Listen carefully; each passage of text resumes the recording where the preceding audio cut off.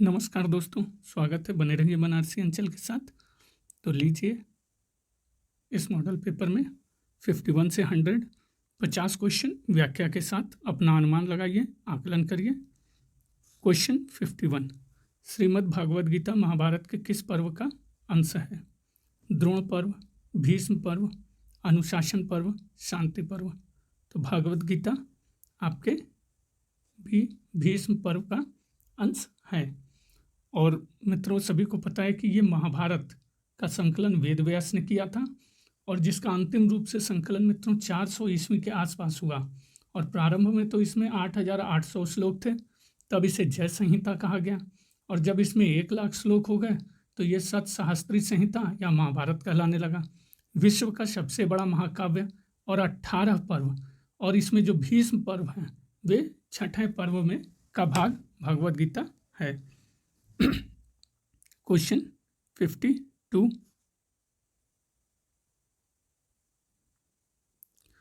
1938 में हरिपुरा कांग्रेस अधिवेशन के दौरान सुभाष चंद्र बोस का महत्वपूर्ण कदम क्या था? तो देख लेते हैं। क्योंकि इस अधिवेशन में सभी भारतीय नेताओं ने अंग्रेजों के विरुद्ध युद्ध की घोषणा की, क्योंकि जवाहरलाल नेहरू को भविष्य के भारत के प्रधानमंत्री चुना गया, क्योंकि कांग्रेस ने योजना आयोग के विचार को शुरू किया, क्योंकि लोगों ने विदेशी सामानों और मदिरा का बहिष्कार किया। तो सही उत्तर क्या है? सी, क्योंकि कांग्रेस ने योजना आयोग के विचार को शुरू किया। और ये 1938 का जो कांग्रेस अधिवेशन था, ये मित्रों इसके अध्यक्ष सुभाष चंद्र बोस थे और यह एक गांव में हुआ था। और इस अधिवेशन में राष्ट्रीय नियोजन समिति, नेशनल प्लानिंग कमेटी का मित्रों गठन हुआ और पंडित जवाहरलाल नेहरू को इसका अध्यक्ष बनाया गया। और इसी अधिवेशन की खास बात यह भी है मित्रों कि भारत की स्वतंत्रता में रजवाड़ों को भी शामिल किया गया। 53, निम्नलिखित किस विद्वान ने भारतीय इतिहास को सर्वप्रथम 3 कालखंडों, हिंदू सभ्यता, मुस्लिम सभ्यता और ब्रिटिश काल में विभाजित किया? तो H. Wilson, James Prinsep, James मिल, विंसेंट स्मिथ। तो जिस विद्वान ने भारतीय इतिहास को सर्वप्रथम 3 कालखंडों में विभाजित किया वो है आपके जेम्स मिल। और ये जो मित्रों जेम्स मिल था, ये स्कॉटलैंड के अर्थशास्त्री थे, राजनीतिक दार्शनिक थे।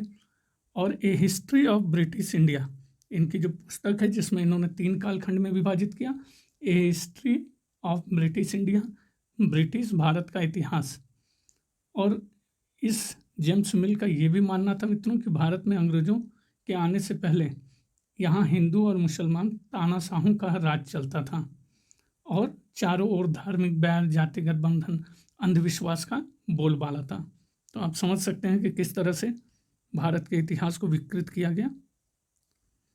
54, द्वितीय गोलमेज सम्मेलन में श्रीमती सरोजनी नायडू ने किसके द्वारा नामित सदस्य के रूप में हिस्सा लिया?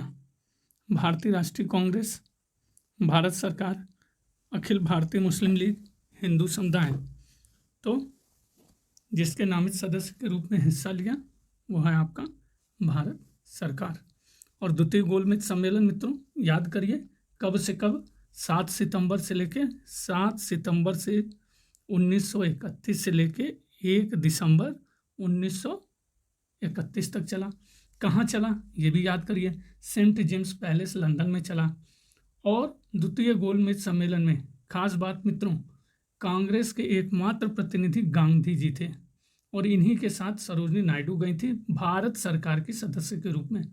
और इन्हीं सरोजनी नायडू के साथ एनी बेसेंट थी जिन्होंने भारतीय महिलाओं का प्रतिनिधित्व किया। और इसमें मदन मोहन मालवीय भी गए थे मित्रों, वो राष्ट्रवादी दल के प्रतिनिधि के रूप में गए थे। नेक्स्ट 55, लेक्स लोकी अधिनियम किस वर्ष लागू किया गया? 1846, 1848, 1850 या 1852? तो लेक्स लोकी अधिनियम मित्रों अनुमान लगाइए, ये पारित किया गया 1850 में। और ये प्रस्तावित कब किया गया था मित्रों? तो ये याद रखिए 1845 में प्रस्तावित किया गया, 5 साल बाद इसको पास किया गया। और इसका मुख्य उद्देश्य हिंदू जो धर्मांतरण वाले लोग थे को ईसाई धर्म में पैतृक संपत्ति का वारिस बनने का अधिकार प्रदान करना था। जो भी हिंदू से ईसाई बन गया है उसको पैतृक संपत्ति में वो वारिस बन सकता है। और यह अधिनियम मित्रों जाति योग्यता निवारण अधिनियम इसके नाम से भी जाना जाता है। कभी क्वेश्चन चेंज कर सकता है। अगला प्रश्न 56, जागीरदारी संकट को किस इतिहासकार ने मुगल साम्राज्य के पतन का कारण बताया? तो मुजफ्फर आलम, अतहर अली, सतीश चंद्र या सीरीन मूसवी? तो सही उत्तर है आपका सी, सतीश चंद्र। तो सतीश चंद्र के लिए 1959 में इनकी एक पुस्तक थी मित्रों, parties and politics at the Mughal court, जिसका प्रकाशन हुआ था।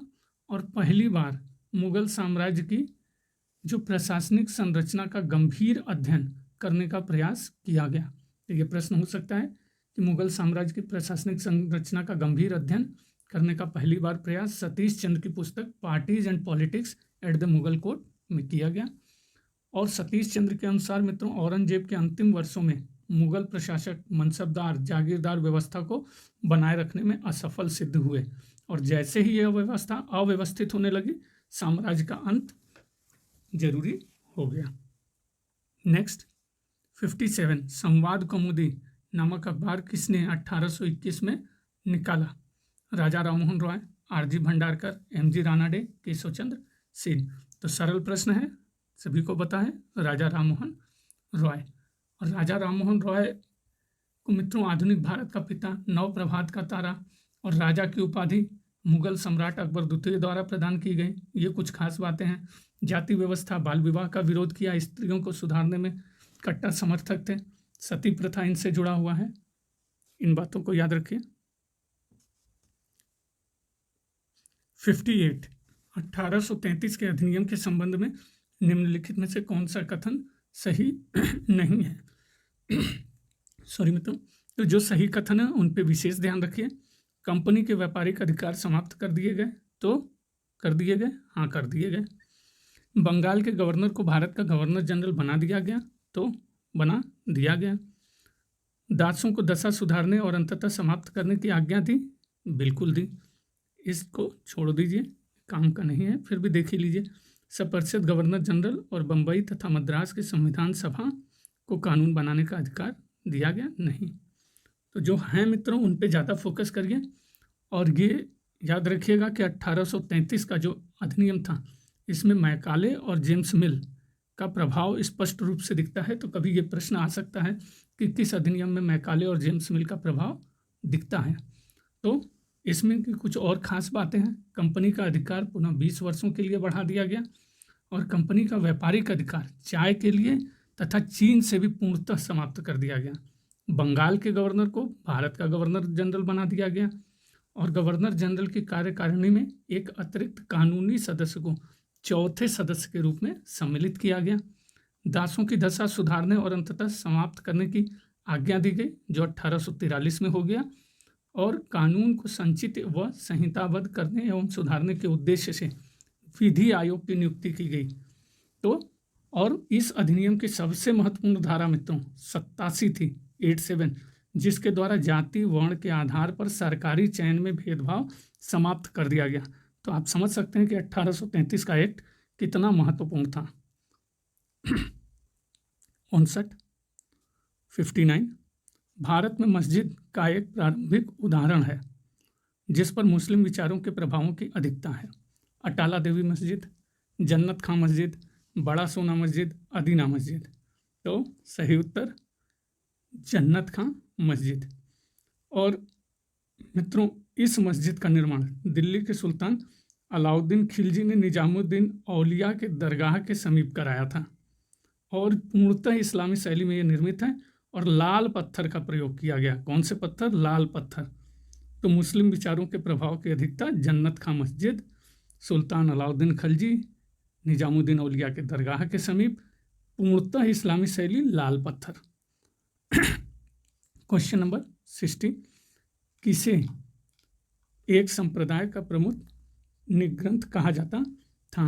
बुद्ध, लकुलिश, महावीर, शंकराचार्य। तो जिसे एक संप्रदाय का प्रमुख निग्रंथ कहा जाता था वो है आपके सी महावीर। महावीर स्वामी का नाम वर्धमान सभी को पता है। 30 वर्ष की अवस्था में निकल पड़े।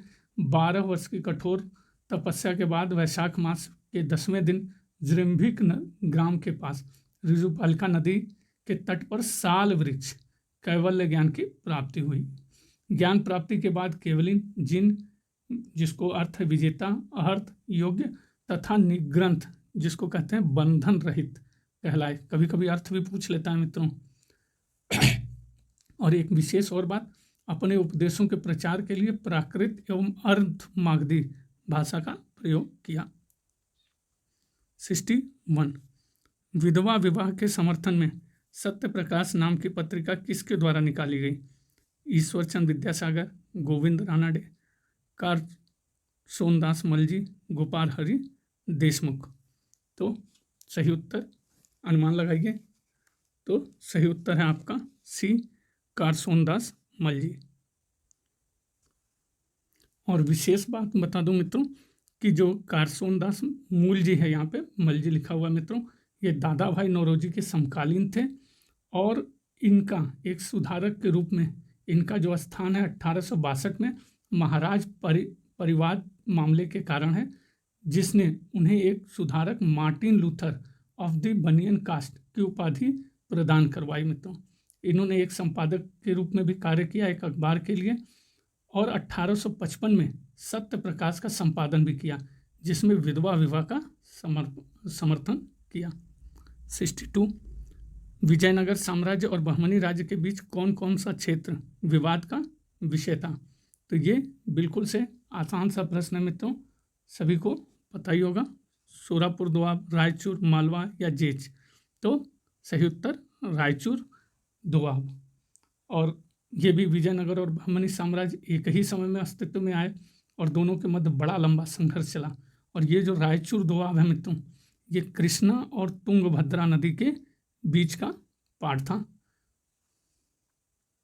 तो कृष्णा और तुंगभद्रा नदी याद रखिएगा, क्योंकि मित्रों अब देखिए साधारण से प्रश्न थोड़े से कम आते हैं, फंसा के आते हैं, तो आप सारी बातों को ध्यान में रखिए। 63 चीनी स्रोतों के अनुसार निम्नलिखित में किस चोल शासक ने व्यापार को बढ़ावा देने के लिए चीन में एक दूतमंडल भेजा था?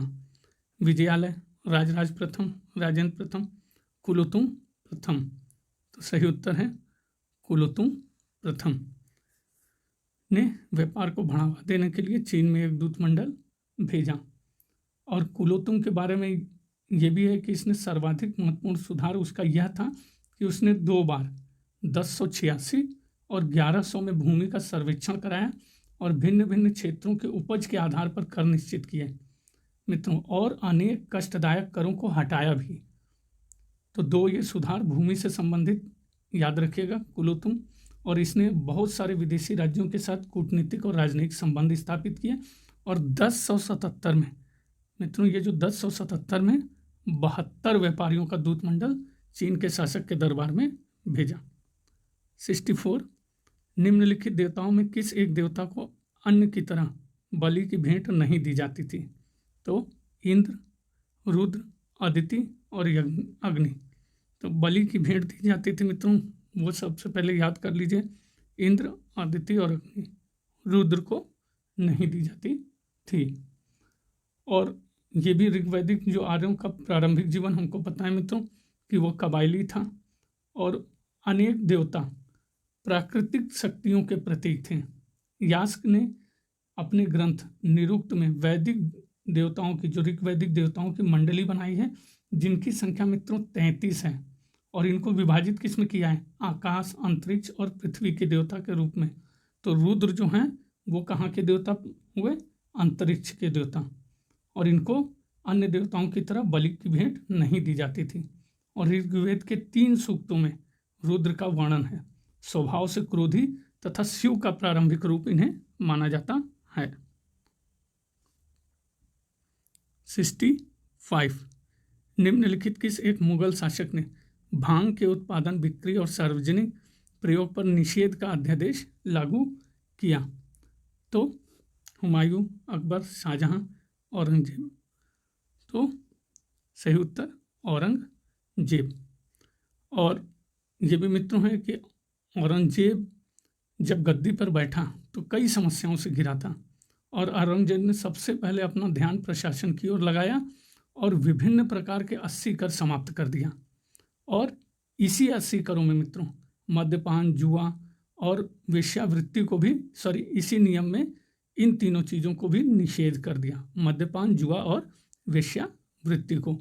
और साम्राज्य में भांग की खेती को बंद कराया। और क्योंकि मित्रों ये लोक आचरण के निरीक्षण में विशेष ध्यान भी रखता था, इसलिए इसने मुहतसिब नामक पदाधिकारी की भी नियुक्ति की।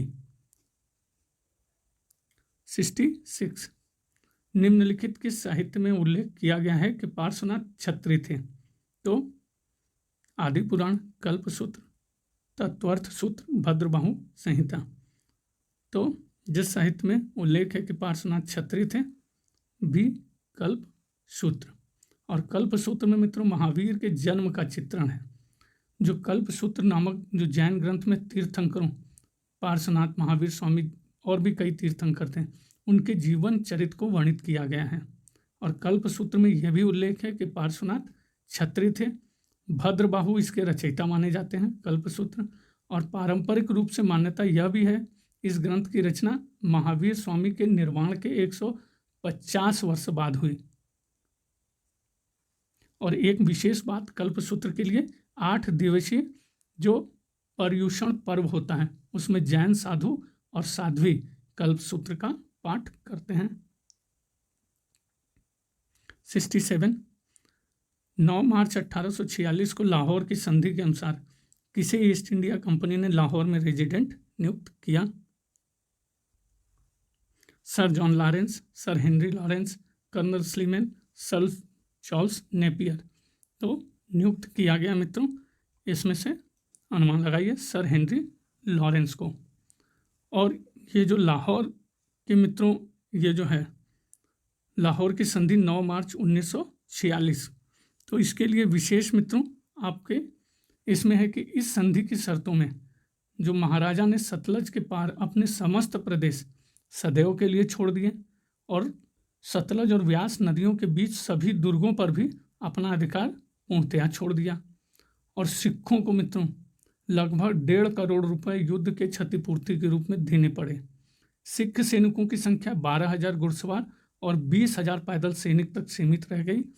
और लाहौर में हेनरी लॉरेंस के नेतृत्व में 1 वर्ष के लिए एक रेजिडेंट की नियुक्ति हुई। और इसकी जो राजा को बिना अनुमति के किसी यूरोपीय तथा अमेरिकन व्यक्ति को अपनी सेवा में रखना मना था। तो कह सकते हैं ये जो लाहौर की संधि 9 मार्च 1846 को हुई, इसने सिखों की कमर तोड़ दी मित्रों।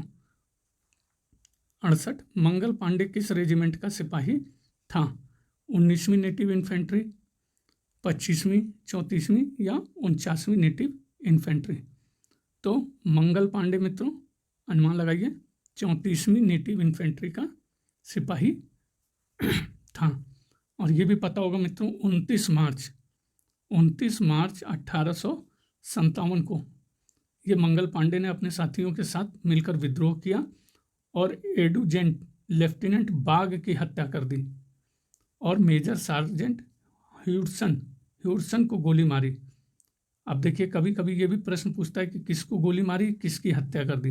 तो लेफ्टिनेंट बाग की हत्या कर दी, सार्जेंट ह्यूडसन को गोली मारी और 8 अप्रैल 1857 को इसको फांसी पर लटका दिया गया। 69 भोज एवं कार्ले की चैत्य गुफाएं कहाँ स्थित हैं? तो अनुमान लगाइए मित्रों, सही उत्तर क्या होगा? लोनावाला महाराष्ट्र, कच्छ का रण गुजरात, हलेबीडु कर्नाटक, गंजाम उड़ीसा। तो भोज एवं कार्ले की गुफाएं मित्रों लोनावाला महाराष्ट्र में स्थित हैं। और ये बहुत ऐतिहासिक और पुरातन गुफा है मित्रों। इसका जो निर्माण हुआ था 160 वर्ष पूर्व माना जाता है, ईसा के 160 वर्ष पूर्व माना जाता है। और कार्ले की गुफा, जो ये कार्ले की गुफा है मित्रों, ये विशालतम चैत्य गुफा का एक समावेश है। क्वेश्चन 70, चांदी का टका और तांबे की जीतल मुद्राओं का प्रचलन निम्नलिखित किस शासक ने कराया? शमसुद्दीन इल्तुतमिश, गियासुद्दीन बलबन, कुतुबुद्दीन ऐबक और अलाउद्दीन खिलजी। तो इल्तुतमिश का मित्रों अभी जो हम लोगों ने सही उत्तर तो इल्तुतमिश है, और इल्तुतमिश का अर्थ भी अभी मैंने एक बताया था कि साम्राज्य का स्वामी, इलबारी जनजाति का तुर्क, दिल्ली का पहला सुल्तान, दिल्ली को राजधानी बनाने वाला प्रथम सुल्तान, और जो इसमें एक जो विशेष बात ये भी है कि पहला तुर्क शासक था जिसने शुद्ध अरबी के सिक्के चलाए। तो ये बहुत इंपॉर्टेंट है इल्तुतमिश का मित्रों, इसको भूलना नहीं है। और ये भी है कि इल्तुतमिश ने चांदी का टका और तांबे के सिक्के तो प्रचलित किए ही, साथ में सिक्कों पर खलीफा का नाम भी अंकित कराया। 71, नेति प्रकरण किसके उपदेशों से संबंधित है?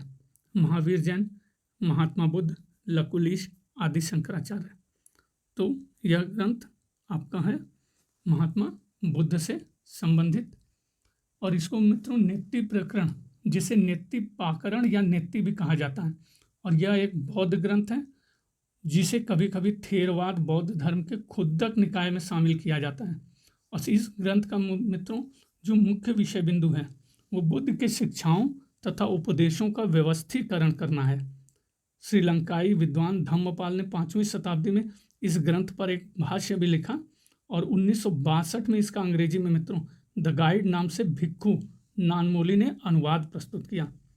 तो बहुत विशेष बात है मित्रों। 72, ऋग्वेद में 2 कृषि योग्य भूमि के बीच भूमि पट्टी को कहा जाता था? तो गोष्ठ, क्षेत्र, खल या खिल्ले।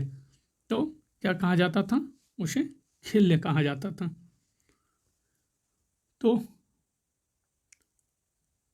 ऋग्वेद में मित्रों, और इसमें ये भी कह सकते हैं कि जो लांगल और सीर थे, ये शब्द हल के लिए, फाल और सीता हल के फाल से जुती हुई भूमि की कुड़ के लिए, और जैसे कि हम कह सकते हैं कि आर्य जो थे वो बुआई, कटाई, मड़ाई सभी क्रियाओं से परिचित थे, और वो खेत को हल और बैल की सहायता से बीज भी बोया करते थे, इसीलिए इस शब्द का भी प्रयोग आया है खिल्ले। 73, जब भारतीय राष्ट्रीय कांग्रेस की स्थापना हुई तो किसने उसका विरोध किया और बनारस के राजा शिव प्रसाद के साथ उसके काट के लिए आंदोलन संगठित किया? नवाब अब्दुल लतीफ़, R.M. सयानी, सैयद अहमद, तैयब जी बदरुद्दीन। तो वो हैं मित्रों सैयद अहमद खां। और सैयद अहमद खां के लिए जो विशेष कह सकते हैं कि अंग्रेजी शिक्षा और ब्रिटिश सरकार के साथ सहयोग के पक्ष में सबसे असरदार आंदोलन का प्रारंभ इन्हीं सैयद अहमद खान ने किया, और विरोध किया इसका कांग्रेस के बनने का। और उसके विरोध में मित्रों 1888 में, कब? 1888 में बनारस के राजा शिव प्रसाद के साथ मिलकर इन्होंने जो बनाया एसोसिएशन, उसका नाम था यूनाइटेड इंडियन पैट्रियाटिक एसोसिएशन। और इनका एक महत्वपूर्ण कार्य था कुरान पर टीका लिखना, सैयद अहमद खान का। इन्होंने एक जो अन्य कार्य किया उसमें पीरी मुरीदी प्रथा जो मुस्लिम में है उसको समाप्त करने का कार्य भी किया, और 1877 में एंग्लो ओरिएंटल कॉलेज की स्थापना भी की। 74, निम्नलिखित किस अधिकारी के नियंत्रण में 2 विभाग चल मुद्रा एवं लेखा होता था? समाहर्ता, सन्निधाता, अक्षपटलाध्यक्ष, संस्थाध्यक्ष। तो जिस अधिकारी के नियंत्रण में 2 विभाग चल मुद्रा एवं लेखा होता था वह है आपके C, अक्षपटलाध्यक्ष। तो इनका मित्रों जो उल्लेख है, सबसे पहले तो वो जान जाते हैं कि वो अर्थशास्त्र में ये अध्यक्षों का उल्लेख होता है। विभिन्न विभागों के अध्यक्ष थे जो मंत्रियों के निरीक्षण में कार्य करते थे, और इन अध्यक्षों को मेगास्थनीज ने मजिस्ट्रेट कहा है। और एक जो अक्षपटला अध्यक्ष था, इसके अंतर्गत 2 विभाग चल मुद्रा और लेखा होते थे, और इसको महालेखाकार होता था, जो मुख्यतः कहते भी हैं कि ये महालेखाकार होता था। 75, सर स्टेफर्ड क्रिप्स के नेतृत्व में क्रिप्स मिशन का उद्देश्य था तो ब्रिटिश द्वारा युद्ध के प्रयासों के समर्थन में भारतीय नेताओं को मनाना, भारत छोड़ो आंदोलन के प्रारंभ करने को रोकना, कांग्रेस के मंत्रियों द्वारा त्यागपत्र वापस लेने के लिए मनाना, संविधान निर्माण निकाय स्थापित करना।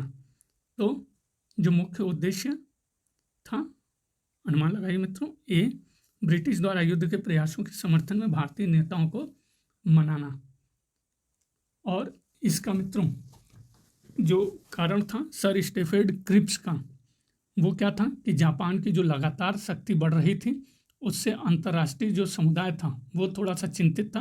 तो अमेरिका, ऑस्ट्रेलिया, चीन ने ब्रिटेन पर भारत को स्वतंत्र करने का दबाव डाला, जिसके परिणाम स्वरूप चर्चिल ने 11 मार्च 1942 को, मित्रों 11 मार्च 1942 को चर्चिल ने इसकी घोषणा की।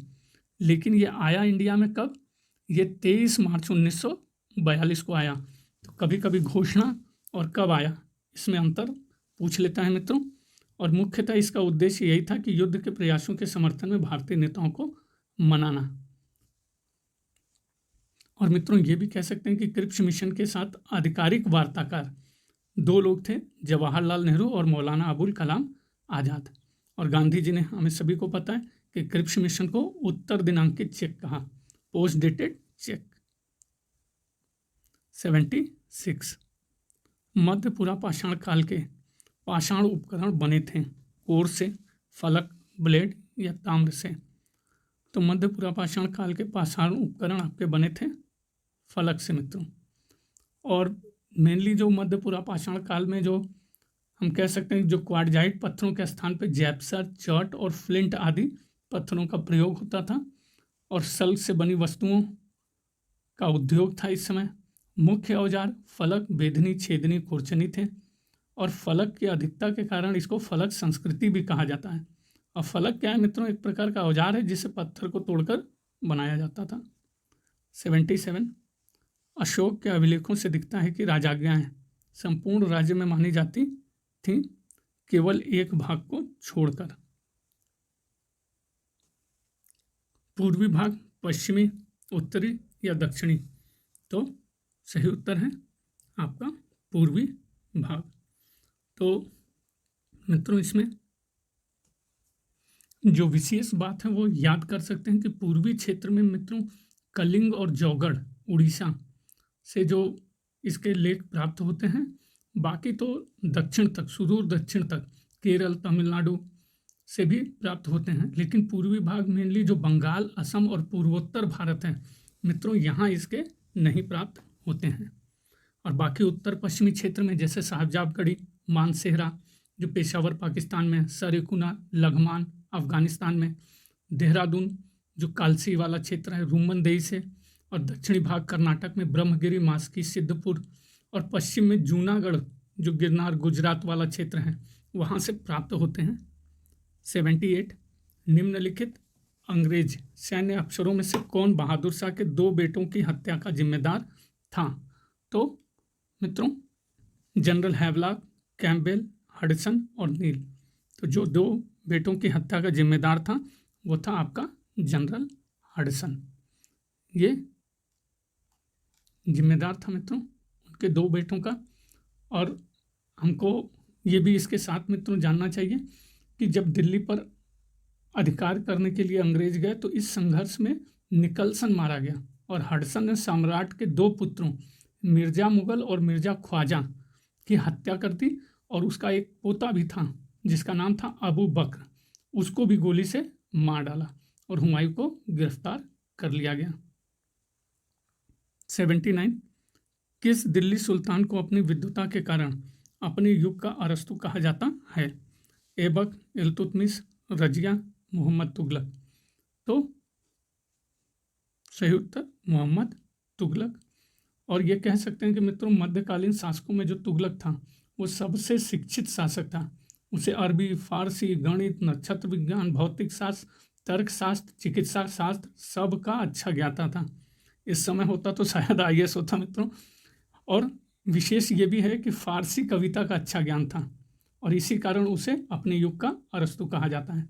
SR शर्मा के अगर शब्दों में कहें तो वह अपने युग के सामरिक विजयों में पारंगत होने के अतिरिक्त फारसी कला का प्रखर छात्र, लेखन शैली का आचार्य, वाग विलास के युग का एक प्रखर प्रवक्ता, एक दार्शनिक, तर्कशास्त्री, यूनानी विद्या अध्यात्म विज्ञान में निपुण था।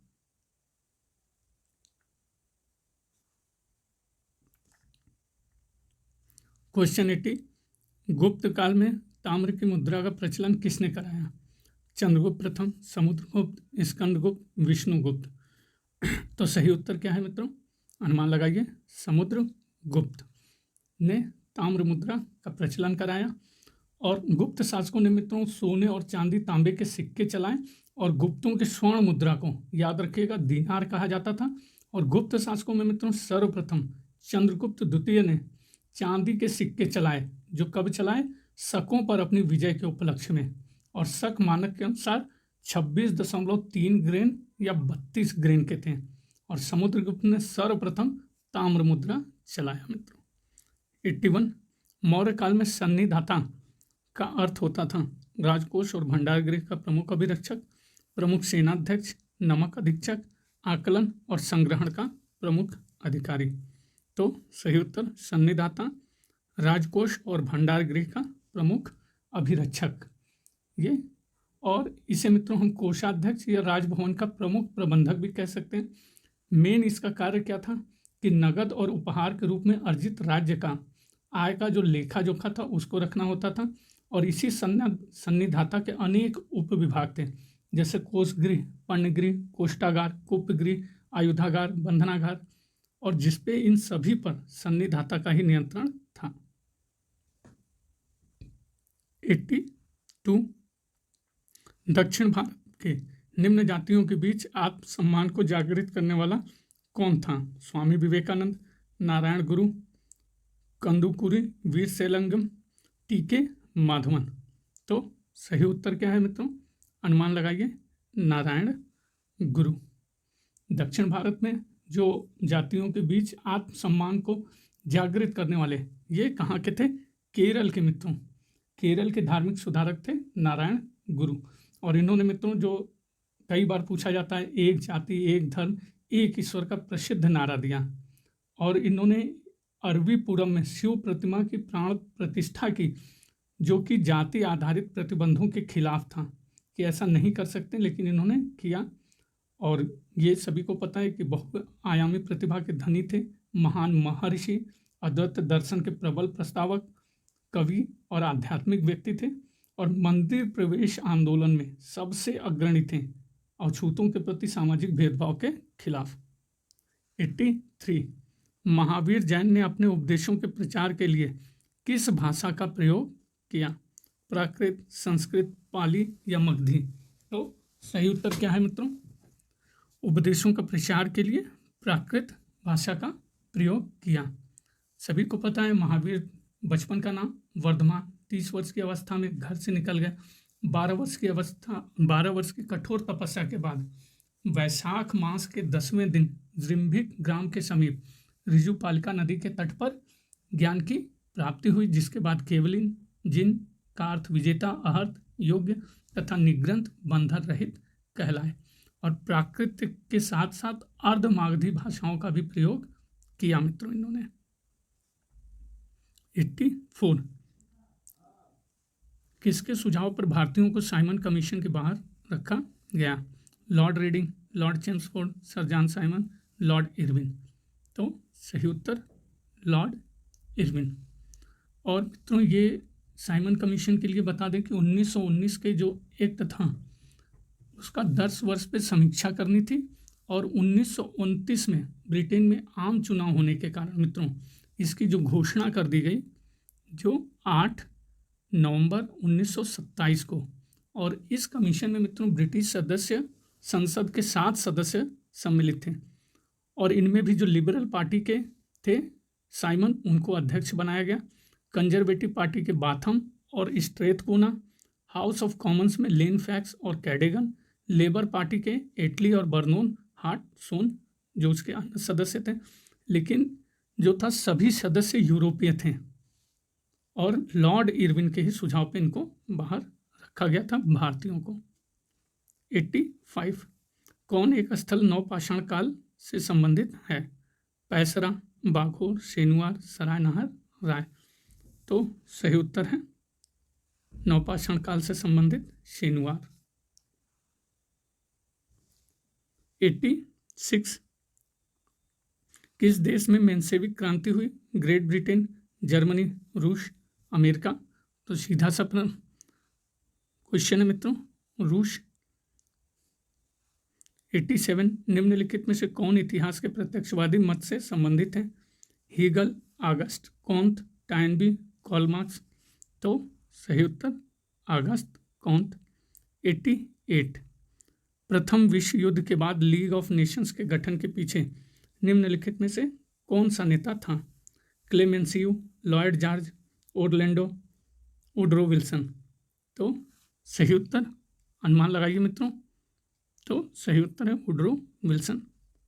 89 नेपोलियन की महाद्वीपीय प्रणाली का मुख्य उद्देश्य था? ब्रिटेन के वाणिज्य और व्यापार का विनाश, यूरोप पर राजनीतिक नियंत्रण, बाल्कन क्षेत्र में रूस की बढ़त को रोकना, प्रशिया को हराना। तो ए ब्रिटेन के वाणिज्य और व्यापार का विनाश।